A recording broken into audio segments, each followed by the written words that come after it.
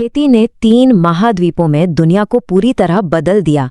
आइए देखते हैं कैसे। इस कहानी के केंद्र में है एक बड़ा बदलाव, कृषक से किसान बनने तक का सफर।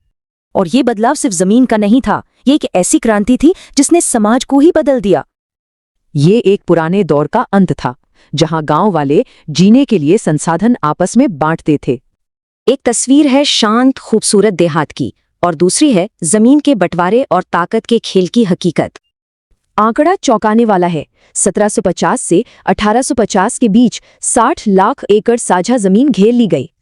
गरीबों के लिए इसका मतलब था सब कुछ खो देना, जलावन, चराई की जमीन, मतलब जीने का सहारा।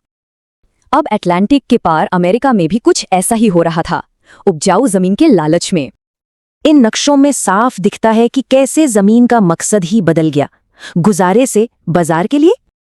फिर आई टेक्नोलॉजी, जिसने वादा तो किया कि खेती आसान होगी, पर अपने साथ लाई नए झगड़े।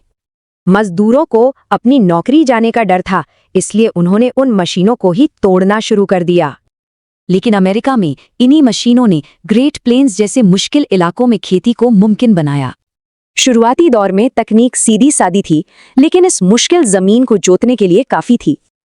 जैसे कि ये मैकॉमिक रीपर। सोचिए, ये अकेली मशीन 16 आदमियों का काम कर देती थी। और फिर आए ये विशाल स्टीम ट्रैक्टर। अब बस 4 लोग हजारों एकड़ जमीन संभाल सकते थे। लेकिन इस अंधाधुंध खेती की एक भारी कीमत चुकानी पड़ी, खासकर पर्यावरण को।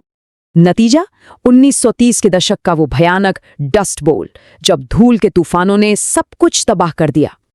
ये पेंटिंग उसी तबाही को दिखाती है, जो जमीन कभी सोना उगलती थी, अब मौत का मंजर थी।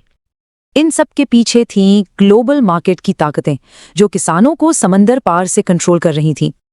जैसे वर्ल्ड वॉर 1 के दौरान अमेरिकी किसानों से कहा गया, ज्यादा गेहूं उगाओ, युद्ध जीतो। अब एक और कहानी देखिए। ब्रिटेन को चीन से चाय चाहिए थी, जिसका पैसा चुकाने के लिए उन्होंने अफीम का सहारा लिया। इस पूरे खेल में ब्रिटेन ने तो खूब पैसा कमाया, पर भारतीय किसान कर्ज और मजबूरी में डूब गए। देखिए, 50 साल से भी कम में चाय का इंपोर्ट डबल हो गया। ये दिखाता है कि दबाव कितना ज्यादा था। तो ये विरासत काफी जटिल है। एक तरफ तरक्की थी, तो दूसरी तरफ तबाही, विस्थापन और विद्रोह। आधुनिक खेती ने दुनिया का पेट तो भरा, पर इसकी असली कीमत किसने चुकाई? ये सवाल आज भी कायम है।